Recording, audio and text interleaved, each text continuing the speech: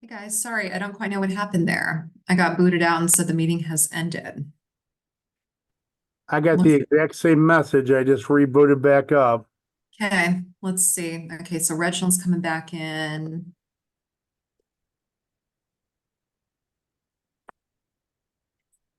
Let me go ahead.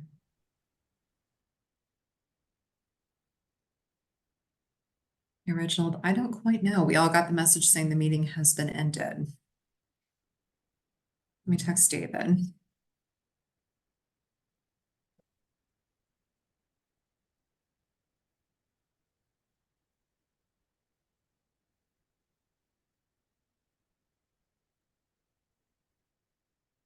Trying to think if I may have Charles's email address so I can email him. If anybody has Jerry Connolly's contact information, maybe drop him a message. I think those were the two attendees from the public who I know we saw. David, okay, David's logging back in.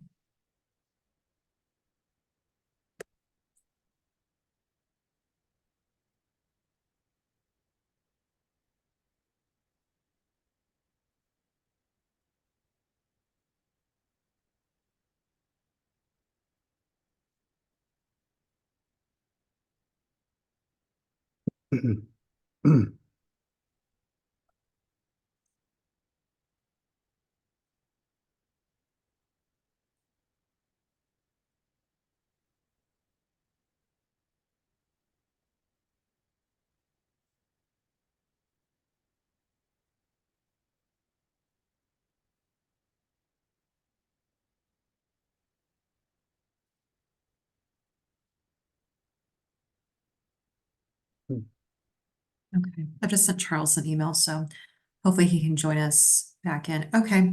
Um, let's see, maybe let's give it a minute to see if any of our public attendees are able to log back in.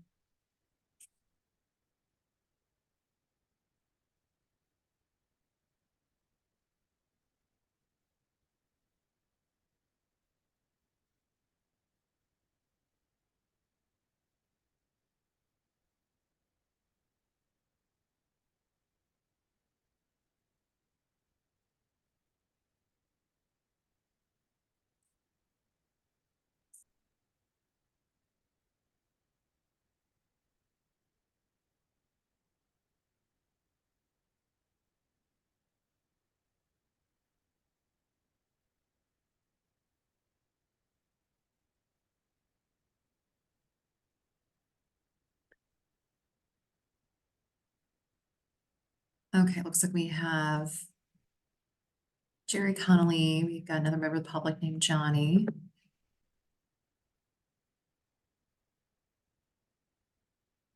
Let's maybe give just a few more seconds to see if we can get this back in.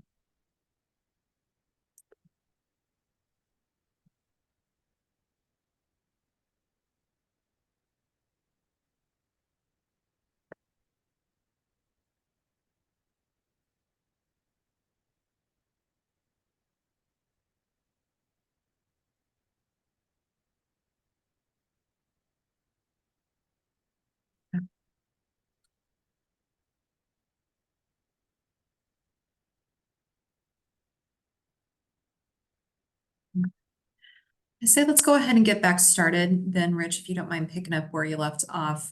I have sent Charles Latrelma an email just letting him know that he used the original link to get back logged back in, so hopefully he will see that. I'm seeing two attendees, but only one person showing up, Jerry Connolly. So hi, Jerry, happy you're still hanging with us. So I don't know if maybe Charles is the other one is attending but just not showing up.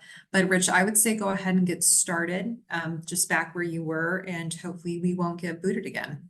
Okay, great. Thanks, Casey. So I was talking about federal grants that we apply for through East West Gateway, which is our MPO.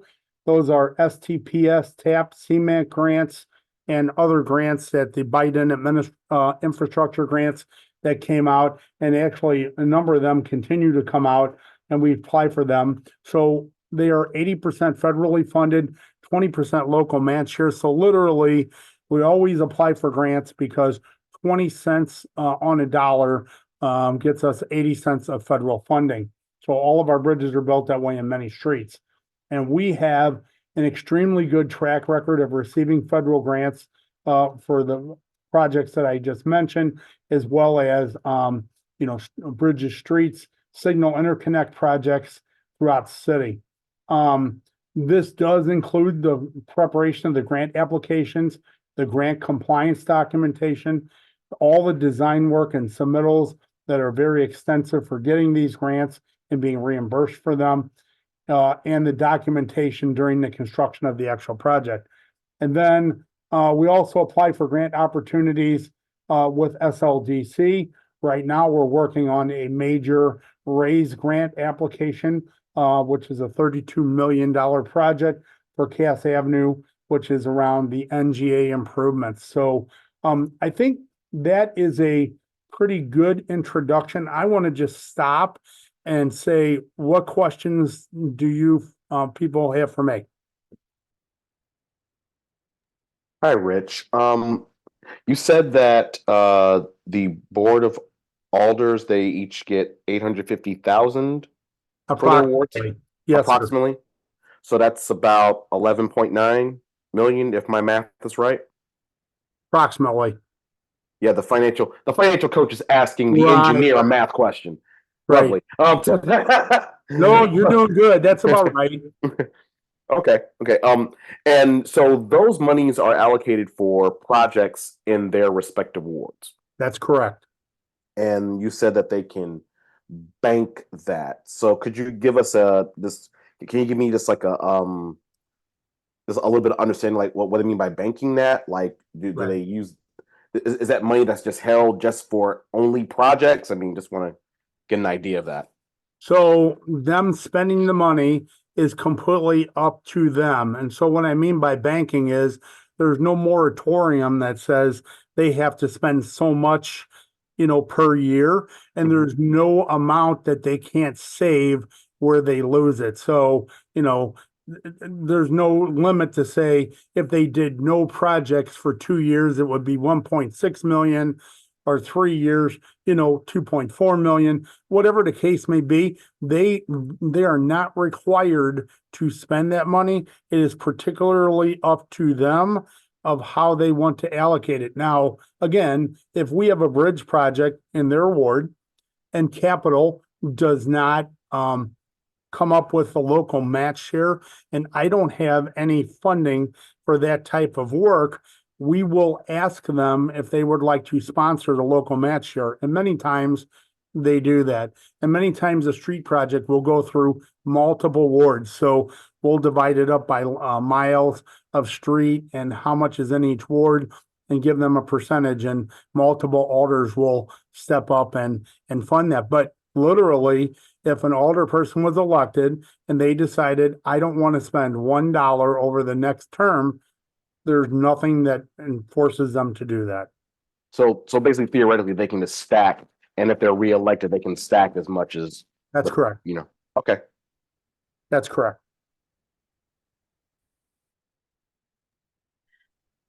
Chris, you want to go? Did you have something? Sure. So, Mr. Bradley, we had a public hearing on Tuesday. I don't know if you were there. I don't think you were there, but I was not. okay. So it was interesting. We received a number of comments, by far and away the most comments, about creating a Department of Transportation, which seems to would maybe perhaps fall within the Board of Public Service. And the proponents of that idea suggest that the current departments within BPS that have authority or responsibility over streets, pedestrian activity, bicycle activity, planning of vehicular traffic and roads and stuff like that, lack an overall sort of dedicated mission on transportation, and think that it would be better if we had a single authority with a single mission that could focus on those sort of transportation issues. And I'd just be curious as to what you think about that. So I have a number of thoughts about that. If you'll bear with me, I can go through some of those and just then we can come back and do what we're doing here. I would tell you that each of the departments under BPS are the experts that are within their area. Okay, so streets for streets and traffic, parks for parks, recreation, forestry, public utilities, communications division, water division, public safety, police and fire and buildings and excise. So you see that when the charter was authored, it delved out the responsibilities to these individual departments, but it added them together under the board so that they could collaborate. And the charter actually does speak to collaborating between the departments. So I'm just going to go through some of my comments so that I make sure I cover all these. So the Board of Public Service is very collaborative, works with all the BPS departments and other departments in a hub and spoke model.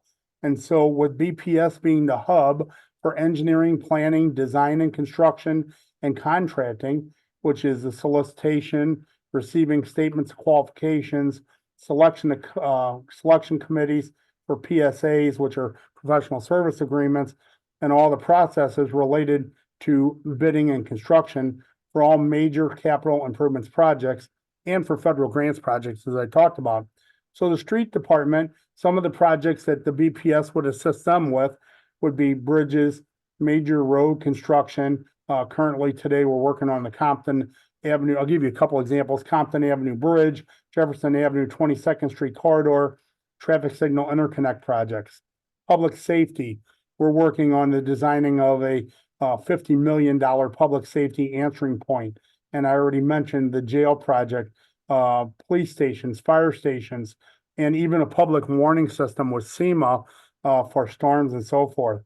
Convention Center, $280 million project that we are heading up the design and engineering work for.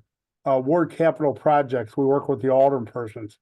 Parks Department, multiple projects in Forest Park and 110 other city parks. The comptroller, the municipal garage and the Gateway Transportation Center. Public utilities, working on a big structural project, communications division, and we work on water division projects and main projects with them consistently. Human services, the tiny home community, the ADA transition plan through the Office of the Disabled, the airport, runways, taxiways, major terminal renovations, parking garages, roadways, which they're contemplating a $2.8 billion airport renovation project as we speak.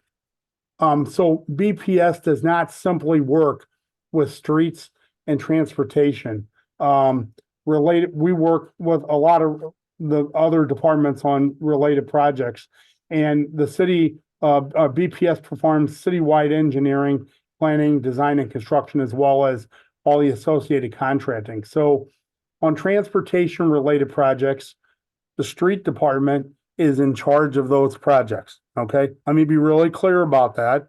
The street department, the street director, the traffic division are in charge of those projects. The streets, the planning design agency, the Office of the Disabled, and the Board of Public Service all collaborate to help each other get the projects completed because we all serve a little bit of a different function. And so, and it works well, to be honest with you, in my vast experience here.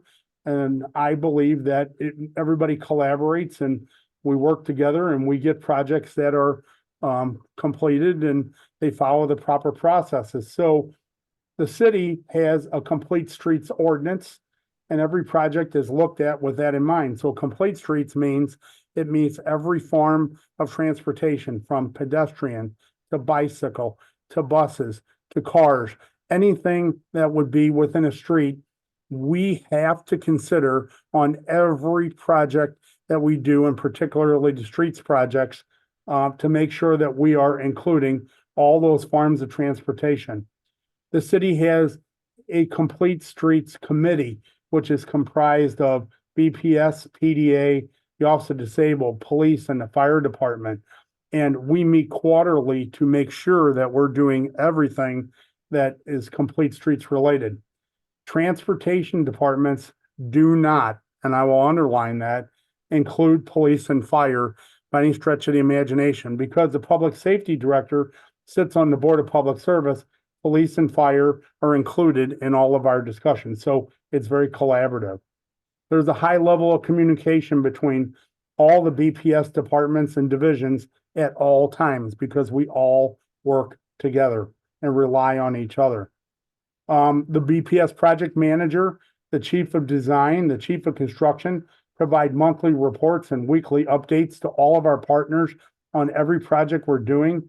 There are constant coordination and milestone review meetings that are held throughout the project, before, during, and after the project on all these different things. I want to be clear that this administration is clearly committed to transportation and traffic public safety, as there's $40 million in ARPA funding for traffic calming and street improvements on 5 major corridors, 10 hotspot crash locations, and traffic study implementation projects currently in the final design stage, for which BPS, Streets, PDA, and the Office of the Disabled are working together, and we will build them together. It's important to note that right now, BPS is in the midst of designing and constructing over $100 million in ARPA projects, in which the funding must be encumbered by December of 24 and spent and billed by September of 26, or we lose it. And the mayor made it very clear last night at the town hall meeting that we will not lose 1 penny of ARPA funding, and we are committed here to not lose a penny either. This is a monumental task, and we must 100% focus on it at this time. And any reorganization of any department within BPS would negatively impact this work. The city is also currently working with East-West Gateway and MoDOT on a safety action plan, MoDOT on arterial street studies, and we have also selected a consultant to assist the city in the formulating of a transportation mobility plan to include Vision Zero. These studies will qualify the city to apply for federal implementation grants in the future to build projects like I talked about with that 80-20% local match share. And those projects would include traffic calming and street improvements projects. Regardless of the name and the composure of the department, the timeframes for the implementation of projects would remain the same, as these processes are dictated by city charter and ordinance. And all the projects in the right-of-way will follow those processes, and they will require engineering. Other factors that affect how quickly projects are completed are funding availability, staff availability, weather, and material availability. BPS, being the hub for major capital improvements projects, brings transparency, accountability, and a system of checks and balances, which was originally meant in the charter when it was authored. Also, under my purview, the city's chief engineer is to ensure the projects are following the proper procedures, laws, and requirements. Being a member of the city's capital committee and BPS maintain the capital needs list allows me to work with each of the department directors and prioritize and present their needs to the city's capital committee. I do want to be very clear, though. I am always in favor of doing things better. The traffic division in the BPS president's office could definitely use additional staff to assist with the planning and engineering of traffic calming projects across the city. These positions could be added to both the street department, traffic division, and the Board of Public Service president's office. Currently, the traffic division has 2 funded projects for senior traffic engineers. It is important to note that these positions have been open for a number of years, and there have been very few applicants that have applied for them. It's very hard to find applicants with the proper qualifications and experience for the current pay grades that the city has. The streamlining of projects, we have retained on-call traffic consultants, which we can call at a moment's notice and write a task order. And we also have an on-call contractor that we can have implement those projects. So the timeframes for doing the contracting and so forth is already taken care of in place. It's basically authoring a task order and issuing the funding. So establishing a transportation department would be a major undertaking, in my opinion. This would take very careful study and consideration of its effects on the city's budget, personnel, and its effects on the other city departments, as I mentioned, because we work with all the city departments doing engineering, not just street department. So NACTO, which is the National Association of Transportation Officials, the city is a member of NACTO.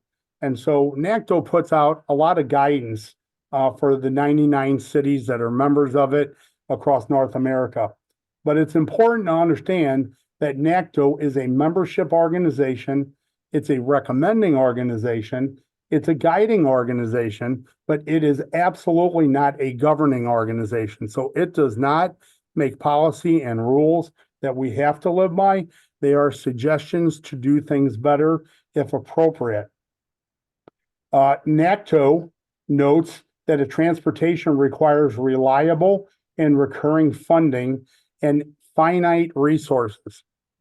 Reliable and recurring funding and finite resources. So there's a little bit of thought there that troubles me when we're talking about programs where we don't have funding to date that are annual. So let me give you an example. A first step, in my opinion, would be to identify an annual funding for local street paving, striping, and maintenance. Then ward capital funding would not need to be requested for this work, and an annual pavement management program could be enacted through the street department on a basis that actually gets things accomplished. NACTO also states that cross-functional collaboration is the key to success. So all the city departments who have a role in transportation are very collaborative. That is the role of BPS, and we collaborate every day of the week. So that seems to me to be what we're doing. NACTO also notes that the primary benefit of a transportation diffuse structure, which is the city of St. Louis, diffuse because it's not all under one roof, is that it provides an opportunity for a more holistic decision-making process than the other structures, which is exactly what the city of St. Louis looks for, a holistic approach to include all the members of BPS that I mentioned before, including police, including fire, including parks, including human services, all these different folks, a holistic approach of how we approach transportation. And there are many, many, many more examples of that. So NACTO notes that not all teams need to work in exactly the same way. And they say that the most successful organizations use different models. And so there are many hybrid scenarios to transportation, and there is no one size fits all. And so I believe that we have a very unique model, but I believe it works very well. And finally, I want to close with this thought, and I want you just to think about this. NACTO talks about a number of cities who have moved to this transportation model, right? And so there are a few of them that have done this. It is not a large majority of the 99 cities, by the way. It is a small sampling of them. But they even cite that there is a city, which is very similar in size to St. Louis, that created a Department of Transportation less than 10 years ago and later reassessed how it was working and collaborating. And it returned to a diffuse transportation model very similar to ours because they believe that it actually worked better. So, I think in summary of all that there's a lot of work that would need to be done to move to that. I think you'd have to look at so many different things and really understand what's not working. I think the better approach is to take baby steps and try to resolve what those issues are by adding staff, working within city ordinance, which is much easier than changing city charter, creating a department that would probably cost a lot of money and add a lot of personnel and disrupt all the other agencies in the city. So I'm sorry to be so long-winded. It's just very important to me. So it seemed like you were very prepared for that question. So, and have some pretty strong thoughts about it. What is the city? I didn't quite catch it. That went to the Department of Transportation model and then reverted back to the diffuse model. Which was that So I city? didn't mention it by name, but I will. It's Chattanooga. We have Chattanooga. a population of about 260,000. And just another follow-up, but I don't mean to monopolize time. If uh, is one, could you actually just for maybe explain to us to what extent and how the city right now, the Board of Public Services, related to issues related to streets and vehicles and bikes and pedestrian service also interacts with bi-state or metro on public transportation issues?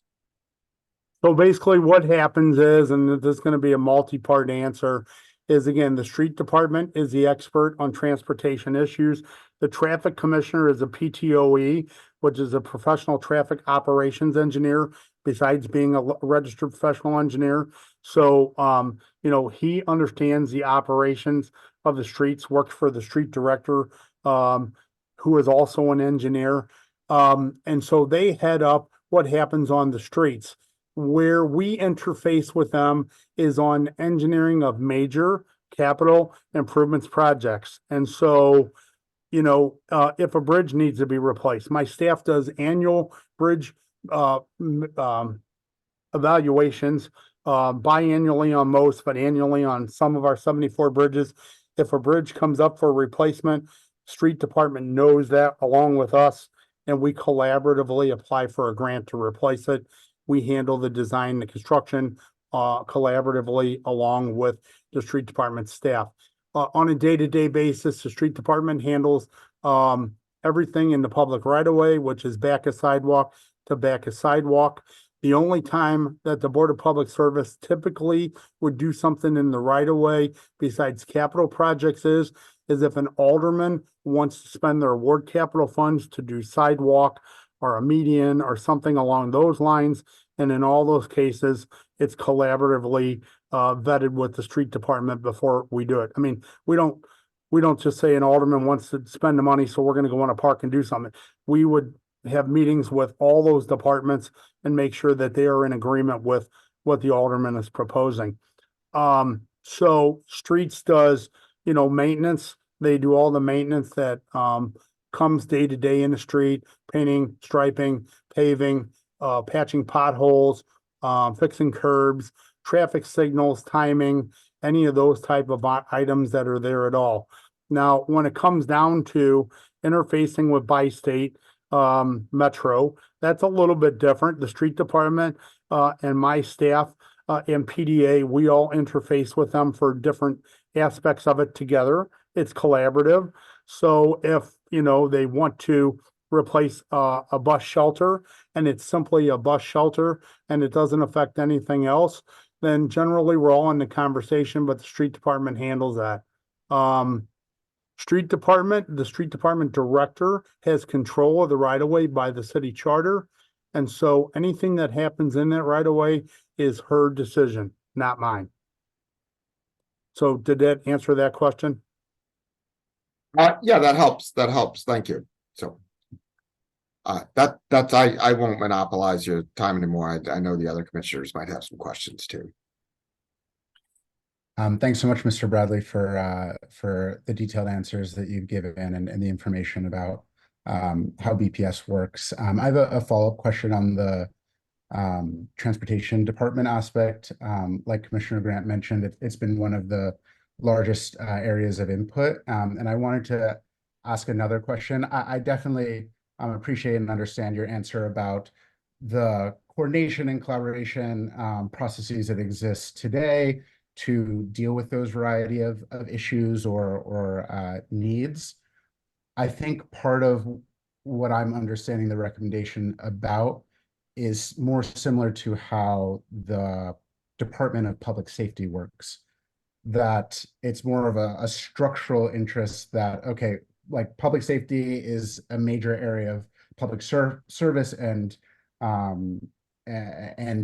need that needs to be fulfilled in St. Louis. And so because of that, we're organizing a set of divisions, departments, agencies underneath that towards a common vision of public safety, which is, so knowing that that's in how it's conceptualized in the charter, like police, but then it's also building, code enforcement, and that those might need to be coordinated together under one department.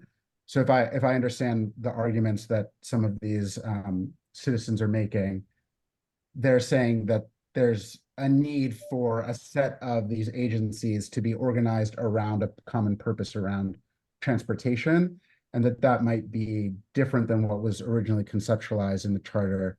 And that if that was able to exist, that might, similar to the Department of Public Safety, enable a more coordinated level of planning and strategy and vision that might exist in that transportation department that then has a set of divisions, agencies, and might enable, I think, in their proposals, a broader thinking around coordinating transportation that's not just streets and car infrastructure, but a variety of other mobility options. So I just wondered if you could reflect on that part of it too, that maybe it's a structural organization idea. And they point to Denver, Chicago, Portland, Pittsburgh, and Charlotte as some of the kind of mobility friendly transit goal achieving cities that they're looking at. So one of the things I would say is that I'm 59 years old and I grew up in this city and been here my entire life. And when I first started here in 1988, there were no bike lanes, there were no lane diets, there were no traffic calming, bump outs, delineators, all the things that we do today. And literally, there are hundreds of miles, lane miles of these things, implementations in the city of St. Louis that we have been working on. So I believe that we have been working very hard on following the complete streets ordinance and looking at things along those lines well beyond vehicles. Okay. I hear you 25, 30 years ago, it was all vehicles. Today it's a whole different animal. And so, I think that's where I suggested that, if there is more that would need to be done, my recommendation would be is that it would be, a division underneath of the street director, in order to, work along with them, because what you have to understand is that everything that is built needs to be maintained. And if you build things that you can't maintain, you're better off not building them in the first place, because it really becomes a more of a public safety danger if they're not maintained than if they were not there at all. And so I would believe that street department is the one who is the transportation agency, the department underneath the Board of Public Service. I would think that there are things that could be added there with additional planners or additional engineers to help formulate the ideas of what needs to be done, what is due to be done, what should be done, what shouldn't be done. That could be done in-house. I do believe that the engineering needs to stay in the Board of Public Service, because we are the professional engineering agency of the city that helps everyone. And so at the end of the day, the Department of Streets, would plan a project in cooperation with us. We would help them and we would help them get the project accomplished. But generally, they would be the ones, as they do today, who write the scope, approve the scope, and comment as the streets experts in the city. Thanks so much for answering the question. I appreciate You're it. welcome. Chris, I see you unmuted. Did you have a follow-up that you wanted to hop in on?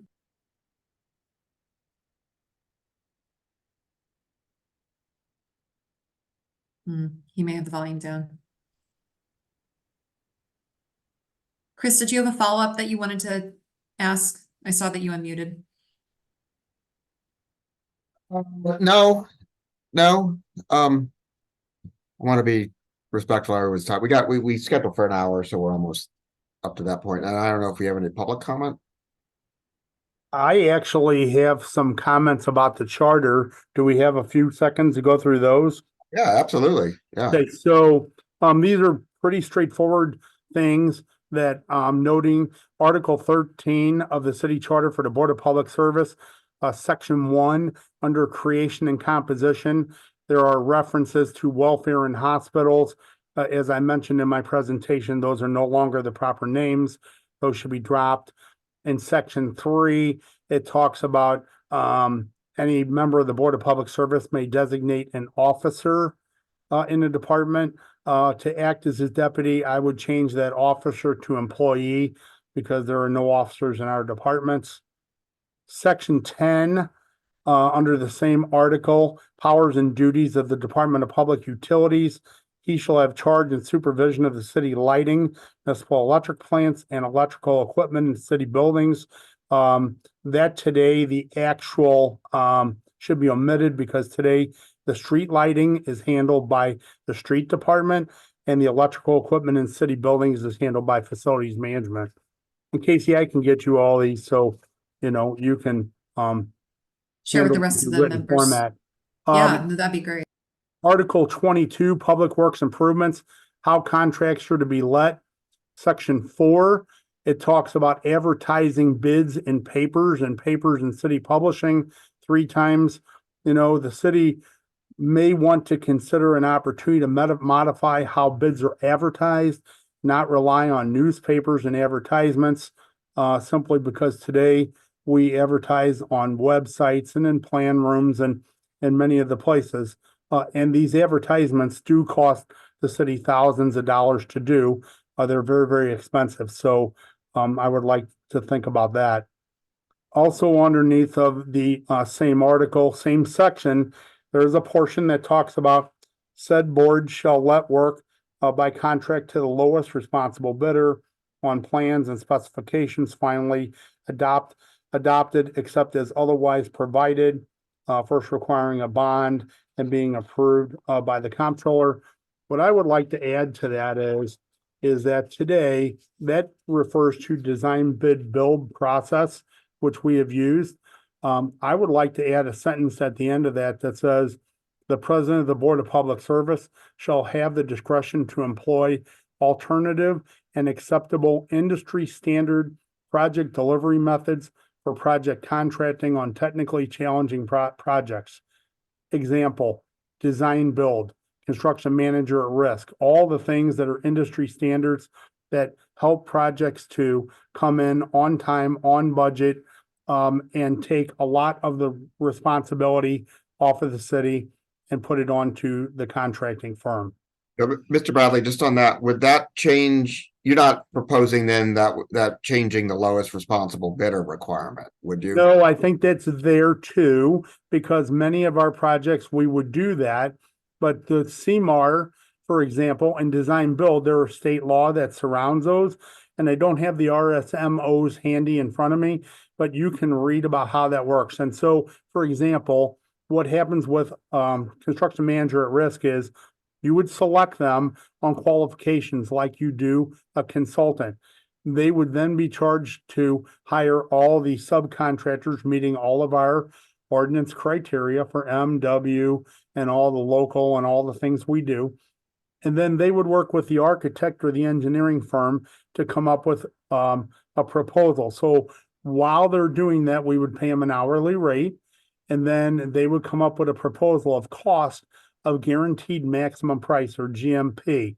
And then we would have the opportunity to either end their engagement and say, no, it's more than what we want, or accept that GMP. If we accept that GMP, that is the maximum price that we would pay. So on a project like the convention center, where I'm having, a lot of change orders come in for unforeseen conditions and other things that, are in the ground or in the walls or whatever, that is included in the GMP of the bid that comes in.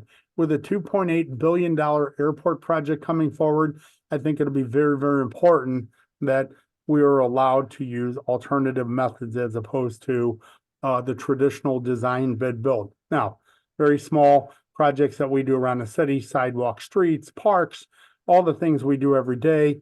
I believe that we would still do as lowest responsible bidder. Okay.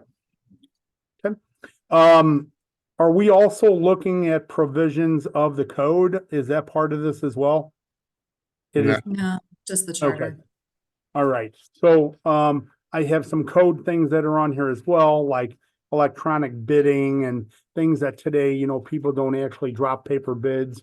They drop electronic bids and notifications electronically, but that's fine. I can still give those to you, and if you need to file them elsewhere, that's fine. But I think those are all the revisions that I really had, you know, working here for many, many years.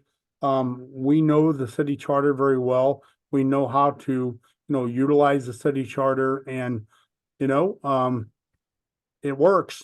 It, keeps us going. So, yeah, that was a question I just had, and I would really actually, if you could give us the updates or the amendments that you just went through. I don't know if something in writing could provide that. But so what you covered is, you know, like updates, modernization, housekeeping, but there weren't any structural changes, I'll characterize it that way, to the Board of Public Service. And I just wanted to see whether, in your opinion, whether there was any changes that you think needed to make sort of structurally to the Board of Public Service, because there's, for instance, some impediment in the charter right now for the city to make important decisions or to provide significant services to residents. I really don't. I will tell you that the city charter, the one thing that it does, and people forget this a lot, is that it provides transparency and it provides checks and balances. And so, you know, once upon a time, I was questioned by a reporter about how I sign all these public works contracts by myself. And after I showed the check and balance system and how it works, my signature on contracts represents 7 directors voting to approve them. So, you know, checks and balances are extremely important in city government, extremely important in a time when there's always a conversation about improprieties and money, and particularly in a time now where we have a lot of federal funding that is in place. So I'm always happy with checks and balances, and it covers us very well there. Okay, thank you. Okay, are there any other questions of commission members or any other comments that you'd like to make? I thought there was a question from Chairman Yeah. Nick. Yeah, it was about when do we get to the public comment portion. So I threw it in the chat quickly just to remind people that we usually do that after we've gone through the questions we ask and after our guest has been able to share any thoughts. So quick questions for the guest. Director Bradley, do you have any other final thoughts to share? I do not. Thank you. Okay. All right. And it sounds like no one else in the commission has any other thoughts to share. So how we like to work this is if you are one of our attendees and you have a comment or a question, we ask that you throw a hand up, and then I will click on those and allow you to talk in the order that I see them. In the interest of consistency, we usually try to start with 3 minutes. And then what often happens is after a comment is shared or a question is asked, you know, one of the commissioners may have a follow-up question for you. So just know that. So if you would like to ask a question or make a comment, go ahead and throw your hand up. And then once I see that, I will go ahead and let you talk.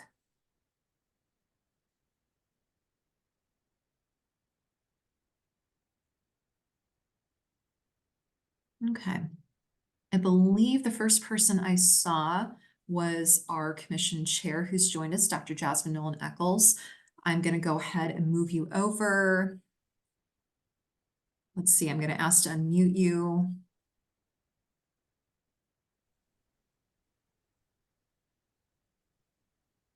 Okay, you should be able to speak, Madam Chair. Can you hear us? Yes, I can. Hello, commissioners. How are you all? I Good. am here to ask a question basically that came from the last night's town hall meeting in addition to our public hearing. is the public would like to know from your department when it is that they can interact or ask their questions directly to your department, to the directors of your department, seeing as that the commission, the charter commission, is probably not the best place or space or body to respond to their concerns pertaining to transportation. When can they bring those comments, questions, or concerns directly to your department or your office for them to be answered? Casey, is that me? Yes, it is you. So I would say that I'm available at any time that, they want to send questions. We can certainly vet those questions out, and I can provide those questions directly to them or to Casey or however you want to handle that. But I I get questions every day of the week, so I have no problem with that. Is there any, do you all engage the public by way of public hearing or any other kind of public forum that's listed on the website or something that's direct, or is it just send you an email and you all get back to people as they come in? I would assume an email would be great, and then we could answer in writing. And then Casey, do you want to be copied on all these things or? No, that's fine. I mean, I think that if, I don't know that I would have any, and I'm not sure what the projects you guys do, I don't think I would have any additional expertise, to offer. I'm not an engineer and thankfully not, but yeah, no, I think that's fine. Okay, Thank you. That's my question. thank you. And I think one other thing maybe to build off of too, Rich, since you talked about how the Board of Public Services won 3 boards in the city, and you guys often improve public works and contracts. Those are meetings that are open to the public as well, right? So if there's a project people have interest in or they want to weigh in on, one example I think would be, you brought up, the immense work that's being done or underway with streets and whatnot right now. If someone wants to ask a question about that, weigh in with a comment or whatnot, is that the appropriate venue? Would it be to send, to you? Can you just share with the public a little bit about that? Yes, so that's fine. They can certainly ask me the question. Our hope is we're vetting out the plans for those things now in final design. And once we have a little better idea when the bids are actually going to happen, which should be very shortly, by the way, we are going to put information on our BPS website. Once we get it on our website, I can simply direct them there and they can read about it. Great, thank you for that. Okay, I see we have a few other attendees present. Anybody else want to make a comment or a question? If so, just throw a hand up and I will move you over.